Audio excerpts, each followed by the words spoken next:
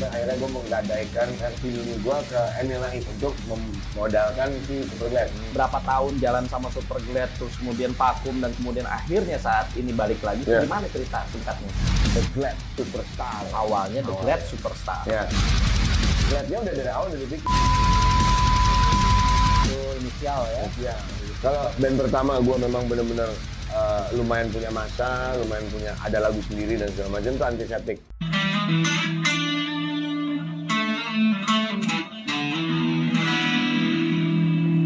What's up, men? Kali ini gue lagi bareng sama Bang Buluk. Hola. Bang Buluk, apa kabar? Sehat dong, Ji. Aduh, Partner gua. ini. Partner Kangen gue. 2 bulan ya Yoi. kita melewati Sumatera. Dari Jabotabek, Jabotabek, Sumatera, ujungnya di Sibolga. Sibolga. Anjir. Gila. Ini perjalanan yang cukup suka susah. Duka, gembel, micet. Gembel, ya macam-macam. Wah, udah campur aduk deh sama Bang Buluk nih. Bang Buluk, Ya. kita pengen ngobrol-ngobrol nih. Jadi banyak juga teman-teman yang komen nih dari para penontonnya Showman nih. Nah, Bang Buluk, perjalanan Bang Buluk ini kan juga Roller cukup coaster. menarik, bro. Kalau kata Red Hot, roller coaster. kayak roller coaster ya. Jadi banyak banget naik turun naik segala macam. Dan Bang Buluk juga terlahir juga bukan dari orang yang susah sebenarnya. Gua tahu, anjir gak? Gila. Nah, tapi ngalamin juga akhirnya susah tuh gimana. Waduh. Gitu kan. Nah, Ini masih susah. Bang bener ya? Kalau lu dulu memang dari bokap lu pejabat ya? Ya, bokap menjabat satu instansi Bulog lah, boleh dibilang. Di Ambon dan di Manado dia sebagai kepala. Jadi boleh dibilang ya tidak ada kekurangan pada saat itu secara Ekonomi, kehidupan, ekonomi dan segala macam. Jadi memang dari keluarga yang ada. Cuman kan waktu pas bokap menjabat itu masih era Orde Baru. Jadi kan lagi wah, Lagi di atas ya? di atas ini. Dan pada saat itu juga kan si Bulog ini tidak hanya memegang beras, seluruh sandang pangan kan hampir dia terigu segala macam dulu. Berarti di bawah pimpinan Bedu Amang, Bustanil. Bustanil Arifin. Ya, Bedu Amang selevel. Oh gitu. Selevelnya Bedu Amang, lu bisa tahu kalau selevelnya Bedu Amang. Oke. Terus? Nah, jadi ya udah, jadi dari kecil udah dimanjain sama mainan-mainan yang bagus. Gue mau kemana aja bisa. Gue dulu lahir di Ambon, tapi umur 5 tahun gue udah di Manado.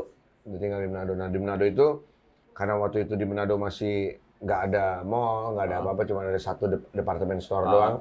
Jadi kalau weekend itu gue bisa ke Jakarta beli mainan doang. Oh gitu. Gue dulu main Tamiya yang bukan Tamiya balap ya, Tamiya yang ngerakit. Iya, kita. Zaman dulu. Jadi pengen beli Tamiya itu gue harus ke Jakarta. Jadi berangkat pagi dari Manado pakai pesawat sampai Jakarta beli Tamiya, bla bla bla bla, malamnya pulang. Dan lu setiap weekend pasti hampir ke Jakarta? Ya. Karena keluarga inti di Jakarta sebenarnya. Gitu. Nenek gue dan segala macam, bokap, nyokap sama kakak-kakak gue karena dinas di Manado, jadi semua sekolah di sana, kuliah di sana. Gua TK paling kecil yang paling bungsu gua. Oh gitu. Era itu juga jadi ya kakak-kakak gua juga mainannya juga jadi kayak mainan-mainan bukannya ini, jadi kakak gua tuh rally mainnya, memang balapan, rally gitu segala macam. Jadi ya yang gue yang kecil mainannya remote control, air mode. Oh gitu.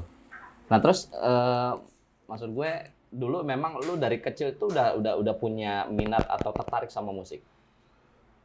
Musik gua mau masuk sebenarnya gini, di keluarga gua tuh semuanya demen musik.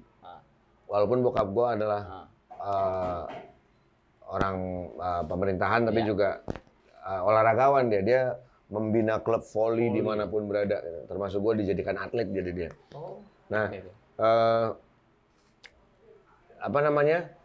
kakak gue yang nomor 1 yang cewek, dia lebih senang ke jazz. Oke. ke Al Giro, ke Pat Metheny yang kayak gitu-gitu. Yang nomor 2 lebih seneng ke Indonesianya lebih ke kayak Dul Sumbang, Oh, oke. Iwan Fals, kayak gitu, Gomblo. Barat ya. Yang nomor 3 dia lebih seneng ke klasik rock tuh. Almarhum kakak gue nomor 3, Led Zeppelin, dengerin Deep Purple. Yang nomor 4 yang nggak beda jauh sama gua, karena gua nomor 1, 2, 3, keempat, kelima jauh jaraknya. Gitu. Jadi kakak gua lahir tuh 58, 59, 61, 70, 73. Jadi dari 61 ke 70 tuh beda 9 tahun sama yang di atas. 48 usia lo, Bang. 48, 49 kan. Oke. Tahun depan masih 9. Nah, di keluarga lo, kakak-kakak lo itu masih ada yang tapi bermain di musik? Nggak ada. Udah nggak ada. Cuman demen musik semua. Hobi aja ya. Demen musik semua. Kalau lagi ada acara keluarga, wah nyanyi-nyanyi dan segala macem. Nah, gua doang yang terjun ke musik gitu. Itu pun yang bener-bener secara profesional gua ngikut terjun di musik mah baru tahun 98-an, 97. Sebelum-sebelumnya cuma hobi. Jadi di rumah juga ada studio-studioan. Oke. Cuman buat keluarga main lagu-lagu kus-plus gitu-gitu doang. Kakak gue drum, gue gitar, nyanyi gitu-gitu. Nah cuman ya nggak ada yang terjun ke musik, semuanya orang 1, 2 bulog semua gue udah. Nggak. Udah lo nggak bakal kelaparan kalau udah bulog deh. Kakak gue nomor 1 yang cewek, suaminya orang Bulog. Yang nomor 2 Bulog. Nomor 3 Bulog. Nomor 4 Bulog Cirebon. Masih aktif sampai sekarang. Nah, yang makanya sekarang yang bisnis beras itu ya. Yang sekarang gua Bulog.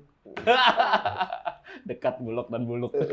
Bulog semua, gua udah bukan. Kakak gua yang masih aktif di Bulog yang nomor 4 yang di Cirebon yang usaha beras bareng gua lah. Gitu. Nah, lu katanya dulu masih zamannya sekolah itu lu lebih tertarik sama volley atau atlet. Jadi gua tuh SMP udah mulai masuk klub. Dimasukin klub sama bokap. Waktu itu klub volley gua namanya Tovo di Jakarta. Ada 2 gua, 3, Tovo, Vini Divisi, Vapgar. Itu memang klub volley profesional untuk nanti yang terpilih jadi atlet tim nasional. DKI. Oh, DKI. Untuk PON dulu. Baru kepilih PON, baru untuk nasional. Nah, jadi waktu itu karena gue memang senang sama volley karena tidak dipaksa orang tua.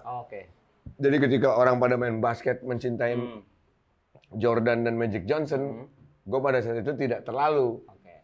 Gue lebih senang main volley gitu. Nah, akhirnya gue lebih tekun di volley, training club dan segala macam segalanya lah. Sampai akhirnya gue lumayan menjadi secara profesional atlet sampai SMA kelas 3. Dari SMP, ada 6 tahun berarti gue. Jadi gue ikut si klub itu selalu bertanding kemana-kemana, kejuaraan nasional dan segala macam ikut. Cuman gue waktu itu sambil main band. Oh gitu, dari kapan? Dari SMP kan gue udah nge-band, cuman band-bandan aja, punk-rock-rockan aja waktu itu bikin band punk rock, iseng dan segala macam sambil main volley. Gitu, main skateboard juga ada hubungannya. Jadi Jimmy Multazam selalu lihat, "Pren, lu bisa loncat sampai ngelewatin motor gitu gimana ya?" Karena gua buat volley di sini beban semua nih. Kalau volley kan jadi buat kita squat jam aja pakai beban. Jadi gua ketika main skate, ketika ollie pun bisa tinggi dulu. Sekarang mah setong sampah aja nabrak, gubrak aja nabrak. Enggak kuat. Dan lu sempat dapat menjuarai di volley itu. Kalau di klub salah satu klub gua yang Tovo itu selalu juara. Cuman gua bukan pemain intinya, pemain cadangan. Cuman di saat babak kedua ada pergantian pemain, gue masuk gitu. Karena dulu gue itu tidak terpilih karena tinggi badan. Oh gitu? Nggak masuk untuk ukuran smasher ya, karena gue bukan pengumpan, bukan tosel. Nah, tapi loncat dan segala macam gue aman. Dulu gue nyemes Ji, ini net nih, itu harus di sini, gue harus garis serang, nggak bakal ke sana gue. Jadi latihan loncatnya gila-gilaan gue dulu. Boleh sampai SMA tuh, aduh gue punya videonya nggak ya, pakai handicap masih ada tuh. Ring basket tuh pernah gue tombok sih. Anjir. Jadi emang pakai untuk tinggi gue bisa nombok di ring basket. Gitu. Gila. Karena latihan loncat, tapi akhirnya karena tidak dilatih lagi, udah mulai nggak olahraga lagi, skateboard juga udah main sekarang cuma asal buat ini doang ya. Sekarang mah segini aja gue udah syukur lewat kalau pakai di oli. Oke. Masa lu dulu di sekolah kan, lu sempat jadi atlet voli juga di klub. Terus kemudian lu juga bermusik, Bang. Terus kemudian kapan saatnya lu menentukan pilihan, gue mau jadi atlet atau mau jadi musisi? Kelas 3 SMA. Itu sebenarnya kelas 2. Kelas 2 tuh gue udah ngeband tuh kayak udah merasakan nikmatnya. Kelas 2 SMA sih ngeband. Ada masa gue dulu band gue udah punya fans kecil-kecilan gitu. Wah seru juga nih walaupun tidak ada grupisnya ya, karena berdiri semua rambutnya. Jadi kayak nikmatin nih masih main bass gue dulu gitu. Nah masih main bass, punya masa dan segala macam, seru-seruan, nongkrong, ya kan. Nakalnya remaja, nongkrong di Blok M, minum vodka gepeng. Wah kayaknya ini banget deh. Nah keinian gua, ketertarikan gua ke olahraga mulai berkurang tuh, jarang latihan. Jadi latihan malam minggunya habis mabok. Punya apaan tuh? Audio imperalis lagi ya? Audio imperalis. Audio imperalis lewat. Biasa, kalau di sini per 1 jam cuy. Ada audio imperalis lewat. Kayaknya mereka semuanya pegang HT kali ya, pegantian gue udah lewat. Oke. Nah, intensitas gua di training club berkurang. Sabtu gua manggung, nongkrong, minum, begadang. Subuh gua keluar, subuh gua balik. Sedangkan latihan harus pagi kan di Senayan. Nah itu gua males gitu. Dari situ absen tuh gua tuh sebulan nggak masuk dan segala macam. Terus gua berpikir juga waktu itu, gue nggak pemain inti juga kalau di klub. Oke. Gitu. Jadi kayaknya situlah mulai ada pilihan ya. Gue nggak pemain inti juga, udahlah. Gue mendingan main ke olahraga, gue ke skate aja deh. Yang masih ada benang merahnya sama musik gue main. Ya udah dari situ gue menentukan gue mau jadi musisi aja, tapi belum profesional. Musisinya masih asal manggung, asal jebrak doang. Zaman sekolah lah. Zaman sekolah gitu. Asal ada ini main nongkrong, main nongkrong sih intinya. Gitu. Lalu setelah ada istilah kayak lo merubah cita-cita lo itu setelah mendengar Social Distortion. Ini gue tulis liriknya. Story of my life. Jadi di liriknya dia itu ada lirik yang berbunyi I didn't have much interested sport or school election. Jadi gue beranggapan bahwa si vokalisnya nggak terlalu suka olahraga dan gue nggak interest sama ekstrakurikuler lah gitu. Dan itu ada di gue telah mentah-mentah. Wah anjing, Mike Ness nggak suka ini nih gini. Gue juga nggak suka dia. Nggak taunya dia petinju cuy, dia olahraga. Itu cuma kiasan buat dia. Gitu. Nah gara-gara lirik itu, terus gue di situ tuh lagi ngefans banget Social D. Sampai gue tulis liriknya di sini. Nah dari situ gue akhirnya memutuskan untuk gue total berhenti olahraga. Gitu. Gue pengen jadi musisi. Udah, nggak jelas deh dari situ deh. Musisi juga yang nggak ada profesionalnya cuy. Masih bener-bener asal manggung, asal jeblak, yang penting seru-seruan aja. Terus band pertama lu?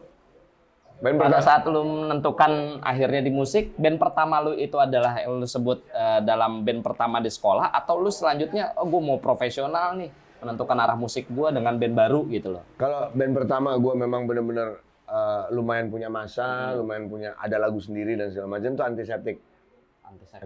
Ya. Itu itu band pertama lu? Band pertama. Jadi gue masuk di Septik, masih mengcover lagu-lagu orang.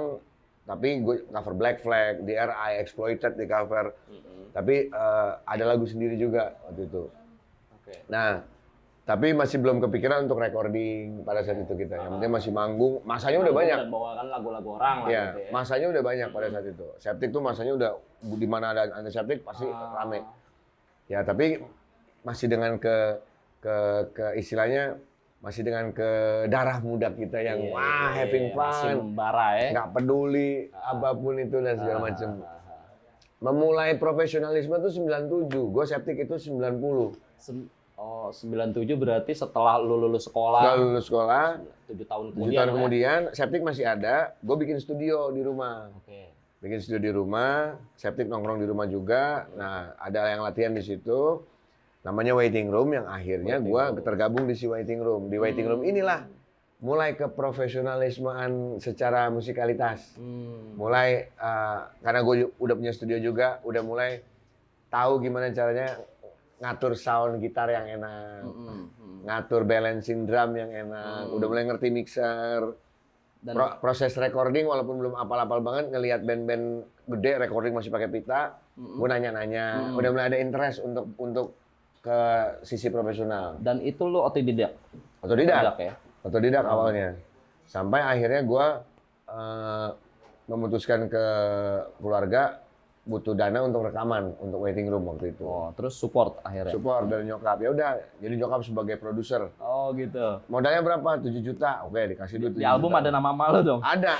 Kalau lu ngelihat jadi Terus kalau lu lihat di album Waiting Room yang Buaya Ska, itu ada produce by Alku Brata. Nah, itu nyokap gua. oh. Hadijah Alku Brata. Oke. Ini nyokap gua.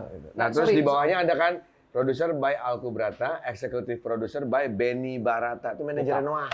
Oh, si Benny. Benyo. Oke, Benyo. Heeh. Oh, gitu. Itu manajer Noah. Benny Barata Kartika Hadi. Sebelum doi di Musika. Sebelum jauh. Jauh. Masih kuliah Benny di situ. Anjir. Benny masih kuliah di situ. Produser ya. Executive producer Benny Barata. Ngomong-ngomong menarik, nyokap lo emang ngerti musik? Seneng Seneng musik, ya? seneng musik. Bokap? Bokap juga. Oh. Walaupun bokap pemain gendang degungan gitu. Oh, gitu. Asli Sunda? Sunda. Oh, Jadi nyokap Cirebon itu Sunda. ya? Bokap Linggarjati, nyokap Cirebon. Oh, ada sedarah lo sama gua kalau Linggarjati sih. Linggarjati. Terus pertama panggung lo, Bang. Band pertama lo dan pertama kali manggung lo inget di mana? Wajib. Kalau nggak salah itu gue main di Pit Pub. Di mana tuh? Pondok Indah Pub. Oh, Dulu gitu. di sekarang daerah McDonald PI itu. Yang tempat apa namanya? Ruko-ruko sebelah Swiss Bell. Nah, itu dulu ada pub pertama kali di Jakarta yang memang memfasilitasi skena-skena musik bawah tanah di tahun 86 hingga 92. 86 hingga Ya. 92. Karena 93 itu sudah mulai ada Black Hole, sudah mulai ada Manari, yang akhirnya berubah menjadi Poster Cafe. Oh, oke. Gitu. Nah, terus lu pertama kali memang jalurnya udah punk. Dari tahun berapa sih itu? Berarti 90. 90 kan lu udah terakhir sekolah itu ya? 90. Jadi kalau demen musik punk tahun 87 88 udah demen musik. Tapi ngeband bawain lagu punk tahun 90 bareng Antiseptik. Nah, itu yang lu pertama kali kan lu nonton musik punk di Bulungan gitu ya. Nah, itu gimana tuh? Pertama kali gue nonton musik punk di Pit Pub. Oh, di Pit Pub Di itu. Pit Pub itu. Nah. Jadi gue diajak sama teman-teman gue nih, anak-anak Cipinang Indah dulu. Yang boleh dibilang mereka lah yang yang ngasih tahu bahwa musik arus non mainstream nih gue dari teman-teman gue itu. Oh, gitu.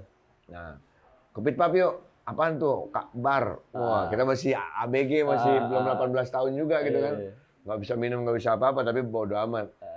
Ke sana, di sana itu gue pertama kali lah ngelihat kakak-kakaan lah, abang-abangan yang punya band kayak ada SID, SHID ya, bukan SID. Dulu ada SID, ada Vacant, ada Rocks, Suckerhead, Ya, Rox. apalagi tuh banyak, Parau, Nobra pada saat itu ada di sana. Gue datang ke sana tuh melongo gue, anjing, gondrong-gondrong, bajunya keren-keren, kaos band. Kaos band dulu susah nyarinya cuy. Iya. Masih orang miskin semua yang punya kaos band. Orang-orang yang ke Australia seminggu sekali, ke Amerika, yang miskin-miskin lah. Iya. Gitu. Nah, di situ gue ngeliat pertama kali Glenn namanya. Gandeng Cornelia Agatha. Anjing cewek Cornelia Agatha. Dia masih jadi model ya, belum main sidul. Iya. Belum main sidul. Terus ada Dayan, gandeng Sofia Lajuba. Anjing, gila nih. Gitu gue udah wah gue harus jadi musisi nih, nggak boleh kagak ini. Biar bisa begitu. Iya. Nah lucunya sekarang Glenn gue produserin. Oh iya, kemarin Jadi ya. Glenn and the Vicious Boy. Oke. Glenn gue produserin. Gitu, jadi karena gue ngeliat sosok seorang Glenn itu, anjing gue harus jadi kayak orang ini nih. bisa dapat model, bisa dapat segala macam udah. Dari situ akhirnya udah jadi musisi, tapi pas gua mainin bareng Septic, bora-bora ada modelnya. Mabok semua kerjanya. Maboknya masih, waduh, masih Bonti cuy, masih Nipam, Magadon yang dihajar segala macam. Zaman dulu masih Boti lah ya. Sampai akhirnya mulai intensitas ngumpul mulai kurang itu ketika era-era 90 masuknya Putau. Oh, PT ya. Masuk PT, udah mulai parah, udah mulai dulu waktu masuk heroin masih aman loh. Karena kan heroin masih nomor satunya. Ya kan, drugs nomor satunya, belum tersuling. Benar. Pertama kali itu ya. Pertama kali. Kita. Masih pakai duit dilinting. Wah, masih kayak gitu dulu. Duniawi dulu, mau linting cak dulu, tik, set. Wah, masih kayak gitu udah dulu. Udah pakai alat lagi ya. Iya, belum ada. Masih heroin, masih nggak mematikan gitu, hanya ya mematikan sih, cuman maksudnya nggak separah mematikannya si Putau gitu. Iya.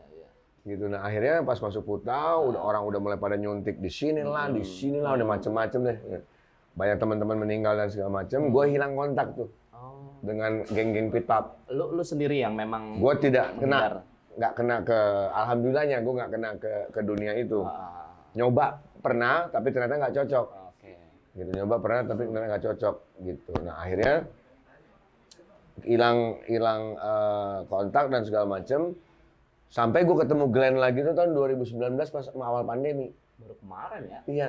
Dari tahun 94 kali. Anjir. Ketemu lagi 2019, ketemu dia. Ini kakek-kakek siapa ya? Kayak gue kenal. Oh gitu awalnya? Awalnya di bengkel. Bukan karena kontak ya? Bukan. Di bengkel. Siapa ini kakek-kakek tatoan? Gue juga mati. Terus di sini Misfit logonya. Kayak gue kenal kayaknya ini. Gue bilang, udah, gue nanya, gue iseng, gue penasaran. Gue, Om, lu Glenn bukan sih? Yoi. Wajing, gua dulu sering nonton lu, gini band gua ini segala macem. Udah ngobrol-ngobrol panjang lebar, udah gua ceritain, gua ngeband juga. Band lu apaan? Ada Super Glenn. Anak gua ngefans sama lu, kata dia gitu. Udah dari situlah. Ketemu akhirnya jadi sering ketemu lagi. Sampai akhirnya gua produserin si Glenn itu. Nah itu, ya itu si mulai Jarul karir ya itu ketika 97. Si Waiting Room sudah mulai profesional, kita rekaman pakai duit nyokap, masih zaman pakai pita.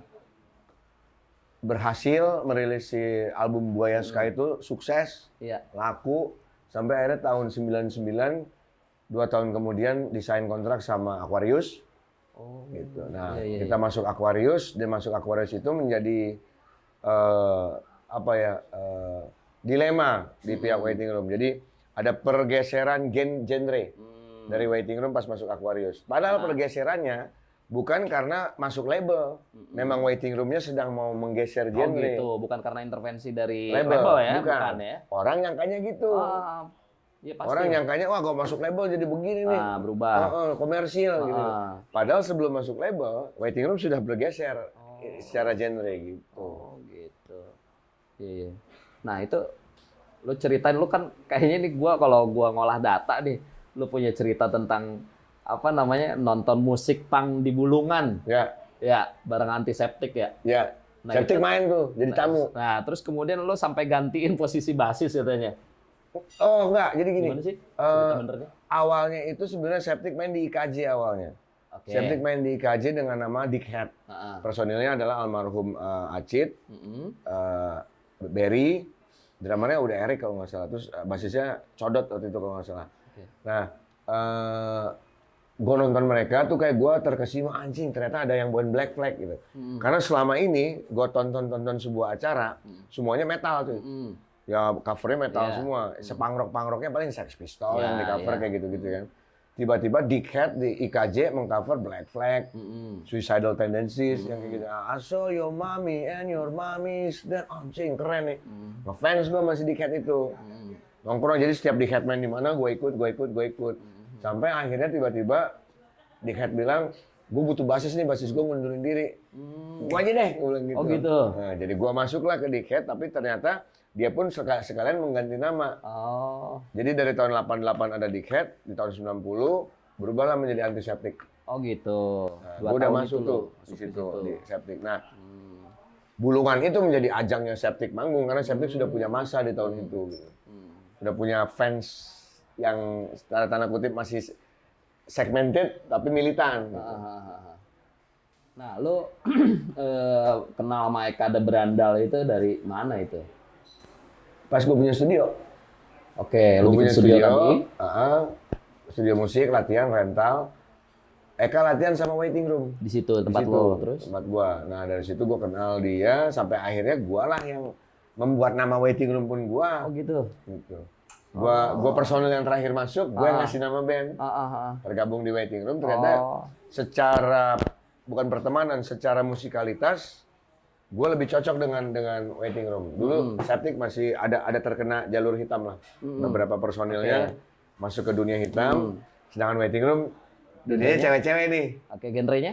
Waiting room hardcore dulu. Oh, hardcore. Awalnya ya. Awalnya hardcore. Karena masih mengcover Fugazi lah.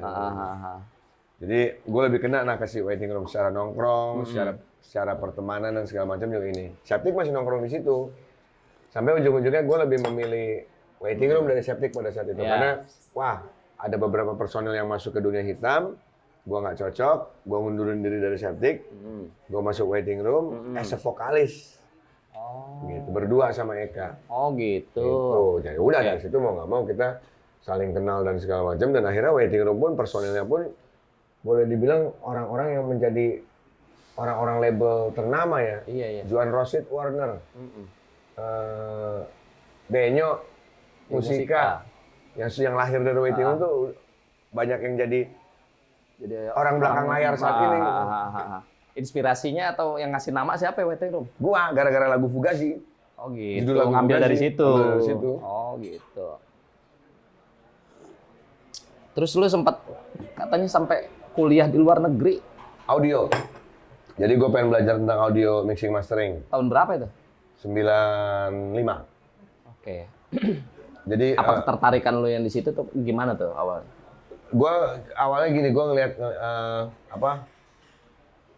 kayak misalkan ini gue karena udah pengen banget terjun di musik, jadi gue pengen kayak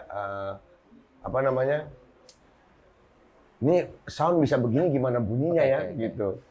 Nah kayak jadi gue kita nggak dapat informasi dan segala macam sampai akhirnya gue memilih untuk gue harus belajar audio deh. Oh gitu. Nah akhirnya gue tertarik belajar audio, sekolah engineering, tidak lulus. Tapi berapa tahun? hampir 2 tahun lah kurang lebih. Jadi 2 tahun lebih. Cuman sekolah itu paling 11 bulan. Ngapain di sana? Nggak ngapa-ngapain. Sekolah cuma 11 bulan tapi di sana 2 tahun gua. Sisanya nongkrong. Segala macam. Duit sekolah masih masuk, gua udah nggak sekolah. Di mana sih negara? Melbourne.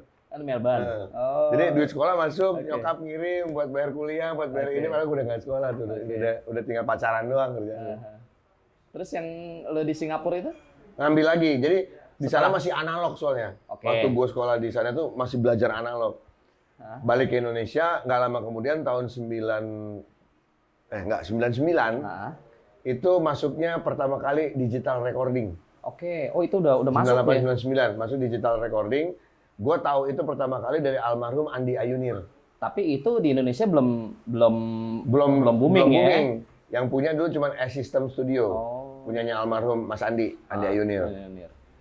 Gua dari situ dikasih tahu tuh masih zaman cakewalk cuma 8 bit tuh. Oh iya. Kayak gitu. Nah dari situ gua coba, wah ini digital bedanya gimana. Nah, dari situ gua akhirnya pengen tahu lagi. Nah ternyata nggak lama dari situ anak-anak The Fly, Levi sama Kin sudah punya tuh digital recording di rumahnya mereka. Mereka punya studio namanya Studio 18. Iya. Waiting room propaganda, rekaman di situ. Gitu. Dari situ gua mempelajari lah lebih dalam lagi versi digitalnya. Yang penting gue udah punya base analognya. Sama sebenarnya. Bedanya lo dari fisik ketemu sekarang di layar gitu doang. Nah, akhirnya maksud gue lo kan sudah mendalami atau artinya lo ngambil akademi sound engineer kayak gitu kan. Maksud gue kok sampai lo mengimplementasikan nggak ilmu sound engineer lo di luar? Apa di sini gitu di negara kita? Kalau ke band sendiri nggak. Oke. Karena gini, gue pernah mencoba memixing mastering Superglad 3 bulan 1 lagu nggak jadi. Kagak puas-puas. Kurang bongkar lagi.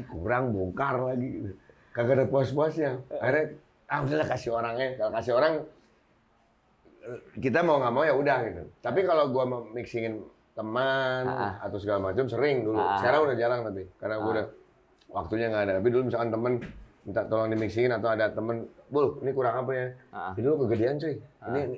Ini terlalu kering, ini gini-gini segala macam. Nah itu gua masih bantu. Gitu. Terus kalau sekarang misalkan dipakai mengimplementasikannya ke band, setiap recording gua yang sangat menjaga kualitas kontrol dari QC dari source-nya. Miking harus bagaimana, gua yang jaga lewat kayak misalnya drum, mengquantize drum gua yang jaga. Nah itu gua terapkan ke situ. Tapi untuk gua memixing mastering band gua atau segala macam enggak. Tapi kalau manggung band gua off air, Super Glad kayak Kausa kayak atau Glenn gua paling bawel. Oke. Karena gua tahu kurang ini coy. Udah mentok belum? Ininya potong buat lagi kayak gitu. Oke. Lu tahu taste-nya ya untuk kebutuhan band lu sendiri kan. Di ininya ke pribadi gua jadinya. Iya. Gua tidak menerima jasa mixing. Bantu-bantu doang. Gua soalnya gini. Kalau gue menerima jasa mixing mastering yang gue takutkan, gue akan menjadi sound engineer nantinya. Nah, itu. Ya gue pikir justru malah ketika lu pengen ngambil akademi sound engineer tadi, gue berpikirnya lu bakal mau cita-citanya jadi orang awalnya gitu loh. Awalnya gitu, as a business. Ya kan? Tapi ternyata ketika band sudah menjanjikan cewek-cewek cakep, ya kan, manggung lu dikawal sama Paul Rider, ya kan, hotel star dong, gila lu. Ya kan? Masa gue jadi sound engineer? Tapi ternyata sekarang job engineer itu adalah job paling istimewa. Gila. Dicari, lu bayangin ada berapa ratus band se-Indonesia, hanya ada berapa puluh sound engineer yang kompeten bisa dipakai. Nah, itu maksud gua. Ketika ternyata saat ini peluangnya ada seperti itu lebih besar dibanding bandnya. Lu kebuka nggak untuk pikiran lu, mindset lu kemudian, anjing ini peluang. Jadi tadi tetap, ketika gue nanti nyaman menjadi sound engineer, bahaya buat band gue aja. Gue sudah kecebur di band nih. Bukan lagi persoalannya realistis nih berarti dong. Gue udah kompromi dong. Iya, kalau sekarang gue udah punya secara tanda kutip, gue sudah punya band yang ada namanya. Iya. Gue sudah punya band yang punya masa. Iya. Gitu. Ketika gue akhirnya aktif ke engineer, gue nggak mau jadi kasusnya nanti, let's say saya sorry jadi kayak Desta. Iya. Terjun ke host, hilang band, nggak ngeband akhirnya. Gitu. Emang fokus jadi as a host aja gitu. Bandnya ya udah sampingan. Benar. Nah gue nggak mau, gue pengen band utama, engineer sampingan. Oke. Gitu. Nah perjalanan menarik lu itu kan semua akhirnya kan ya lu sempat ngeband Super Glad. Ya kan, yang dikenal sampai saat ini adalah Buluk Super Glad, bukan Waiting Room lagi, kecuali orang yang tahu sejarah dulu kan. Nah saat ini kan tahu Buluk Super Glad. Lalu perjalanan lu dari awal dengan mereka, kemudian akhirnya vakum atau nggak ngerti gua bubar, terus kemudian sekarang ketemu lagi itu gimana? Sebenarnya sejarahnya basicnya dari Waiting Room juga. Jadi Waiting Room gelombang kedua itu kita ganti personil, drummer keluar, gitaris keluar. Masuklah Akbar dan Dadi di Waiting Room. Menggantikan posisi Chandra sama posisi Juan. Dadi gantiin Juan, Chandra diganti sama Akbar. Oke. Jadi Waiting Room formasi baru adalah gua, Akbar, Dadi, Vano, Ibob. Berlima. Eka pun udah nggak ada. Oke. Masuk lagi DJ sama rapper MC Enola, Nano ke situ. Sampai akhirnya kita pas lagi mau bikin materi lagu, kita lagi dengerin band namanya Puya. Band dari dari Latin. Jadi dia pakai perkusi, tang petak-petak ya. Wah, butuh pemain perkusi nih. Oke. Gitu. Kita latihan di studionya Giok. Giok punya studio, Door Studio. Oke. Nanya ke Giok. Giok, lu ada kenalan pemain perkusi nggak nih buat ngisi lagunya Waiting Room? Gua bisa gue kata dia gitu. Oh, lu bisa? Ya udah. Lu mau nggak ngisi lagu Waiting Room? Boleh. Alatnya ada, gampang kata dia gitu.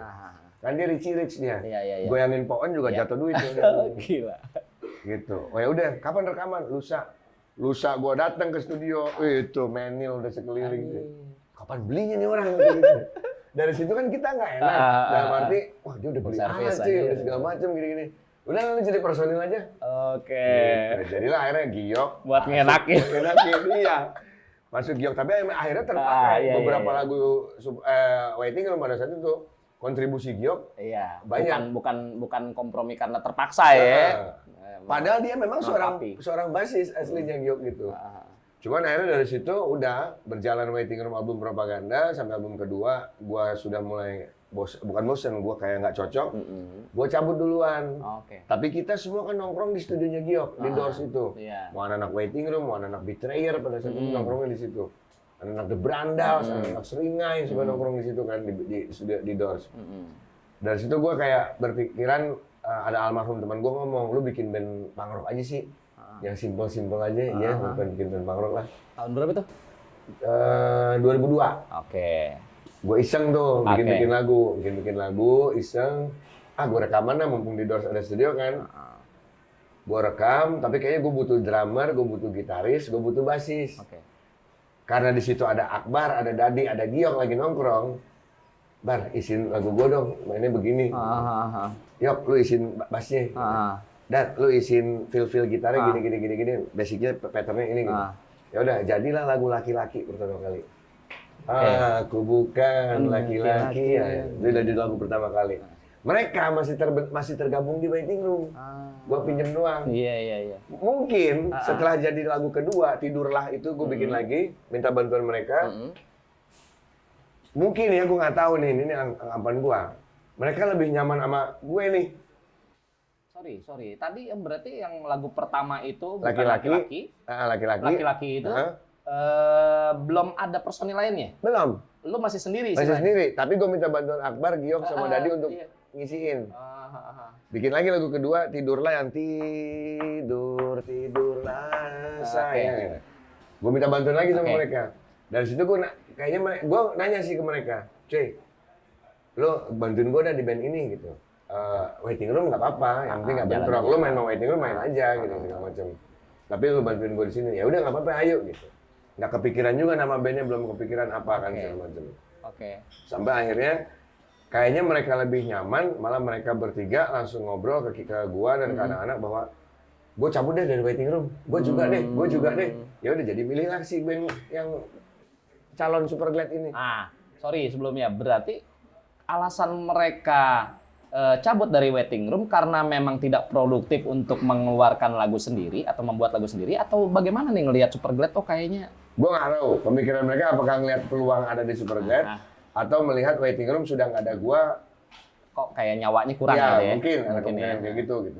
Waiting Room vokalisnya keluar, mau gimana bentuknya nanti kan gitu. Jadi akhirnya mereka lebih kayak barang buluk aja kali, kayak gitu pemikirannya. Ya udah, akhirnya dibikinlah nama band itu The Glad Superstar. Awalnya The Glad Superstar. Ya. Oke. Gitu. Terus tiba-tiba kayak pas dipikir anjing, Gladnya udah dari awal udah dipikir, Giok, Lux, Akbar, Dadi. Oh gitu, inisial ya? Inisial. Dari itu, The Glad Superstar. Cuma kayaknya, apa namanya, panjang amat nih, The Glad Superstar, kayak kurang ini. Di mobil Kijang gua dulu, ada stiker gede, Super Groove. Oke, Super Groove, ada band funk gitu lah, stiker gede Super Groove. Super Glad aja kalau ada jelas Super Glad. Dan dari The Glad Superstar ke Super Glad itu memang awalnya belum dirilis tadi kan? Belum dirilis. Belum resmi ya? Belum resmi. Dan lu belum rilis juga album pada saat itu? Baru jadi 2 lagu. Sampai akhirnya bikin 2 lagu lagi, gue niat bikin EP, Extended Play waktu itu. Ya udah, kita bikin EP deh. Sama 2 lagu lagi, jadi masuk lagu Cahaya dan Dengar Dulu di EP. Jadi ada Laki-Laki, Tidurlah, Cahaya, Dengar Dulu. 4 lagu itu, gue niat untuk bikin Extended Play kaset. Kerjasama sama Spills Record di Bandung. Modal, itu gue nggak punya duit sama sekali, sampai akhirnya gue menggadaikan, sering gue cerita, gadein Mercy Mini gue ke Emil Naif. Oh gitu. Okay. Untuk memodalkan si Super Glad. Gitu. Rilislah album Laki-Laki. Oke. Mini album. Mini album Laki-Laki berbentuk kaset. Berapa lagu? 6 lagu? 4. 4 lagu. Oke. Dari EP Laki-Laki itu ternyata si Super Glad terpilih menjadi MTV Exclusive Artist. Oke. Label Bandung. Label indie ya Bandung gitu ya. Di Bandung, si Spills Record. Kepilih menjadi MTV Exclusive Artist, ditanyalah sama mereka. Punya video klip nggak buat tayang di MTV? Punya, gue bilang gitu. Padahal ya udah, belum. Gue belum punya. Spekulasi aja. Tangkap peluang. Tangkap peluang. Bisa kirim nggak? Bisa. Tapi minggu depan kali ya masih diedit nih. Iya. Bora-bora diedit. Di syuting aja belum. Dari situ akhirnya kita nyari-nyari teman, akhirnya ketemulah teman-teman ada Herlam Lingga, Yogi Smule yang akhirnya membantu membuat klip pertama kali itu adalah Tidurlah. Tidurlah dibikin disdor segala macam sampai akhirnya terpilih menjadi MTV Exclusive Artist. Tidurlah diputer sering, high rotation di MTV. Pihak label besar Indonesia dulu BMG sebelum gabung dengan Sony menghubungi gua untuk mau nggak joint venture ke kita. Karena gua nggak mau sign kontrak. Tahun berapa tuh? 2003. Joint venture ke kita gini-gini segala macam. Nah, gua karena tidak berpengalaman di dunia industri, minta bantuan lah ke Benyo. Yang sudah megang The Fly pada saat itu. Iya. Yang sudah ada tahu tentang industri mainstream lah. Benyo, ya udah gini, ya udah gue bantu. Jadi Benyo akhirnya bikin label-labelan namanya Movo Record. Oh gitu. Benyo bikin label-labelan Movo Record menaungi Superglad untuk joint venture ke BMG. Gitu. Ya udah Benyo as a producer lagi di situ. Dirilis lah klip Laki-Laki akhirnya. Yang justru lagu yang pertama kali jadi diperankan oleh almarhum Sukma Ayu yang pada saat itu lagi ngetop banget karena Ronaldo kecil-kecil jadi manten karena rambutnya dibotakin terus dikasih ini doang. Iya, jambul. Gitu. Nah di situ modelnya adalah Sukma Ayu. Nah sampai itu rilis lagi, gak lama kemudian video klipnya Kisah Lama, modelnya Nova Soraya yang lagi seksi-seksinya. Ya geng-geng The Fly aja itu. Iya. Sukma Ayu pacarnya Bejan dulu. Nova Soraya pacarnya Kim. Gitu, geng-gengnya aja ya. Udah dari situ Superglad makin naik. Oh gitu. Kebantu sama model-model itu ya. Nah, terus pada saat itu awal karirnya, terus kemudian singkat Bang, maksudnya lo sampai berapa tahun jalan sama Superglad, terus kemudian vakum dan kemudian akhirnya saat ini balik lagi. Itu gimana cerita singkatnya? 2017 gue ya lagi dalam titik terendah lah.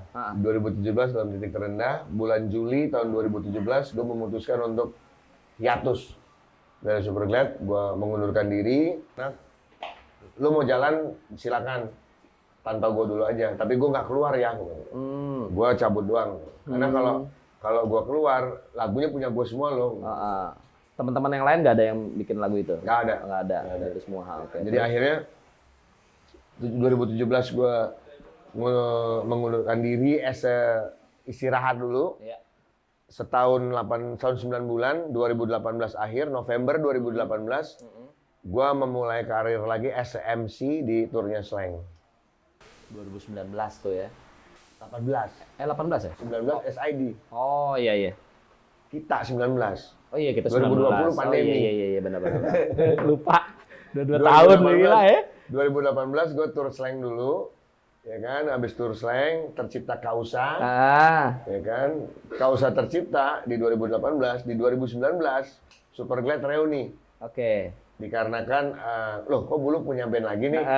Gabung lagi lah gue dengan anak-anak tanya gimana. Gue bilang ayo gue kalau mau gabung lagi sama Superglad tapi dengan syarat nih. Gue udah punya persyaratan A, B, C, D, E bahwa gue pengen kita dari nol lagi, semangat lagi, nggak ini lagi segala macam. Sampai akhirnya nemu titik temu, Kausa jalan, Superglad jalan di 2019, kita tur SID Endang Sukamti. Itu Kausa baru merilis Corvus Corvidae. Iya, dan lo kenalin ke gue kan di mobil perjalanan tuh nih lagunya gitu, asik gila deh gue bilang. Nafsu juga sih pada saat itu gue dengernya. Nah, balik tur, Superglad ngerilis Rockaholic Revival. 2 bulan nih pandemi. Reuni pertama kali tuh Superglad, akhir panggung pertama Superglad adalah di Synchronize Fest. Panggung pertama gue lagi setelah gue hiatus, tapi panggung terakhir gitaris gue mengundurkan diri di situ. Ironisnya gitu, pas awal balik gue ke Superglad, gue masuk, si Dadi keluar. Bang Buluk kan selain memang udah pernah merasakan atau pernah ada di puncaknya sebagai superstar, sepertinya ada korelasinya dengan bagaimana lu membina rumah tangga, ya kan? Pertama kali, dan cinta pertama lu, ya kan? sama siapa sih? Anjir. Ini nggak pernah ditanya ini. Cinta pertama ya Bang Buluk. Cinta pertama gua namanya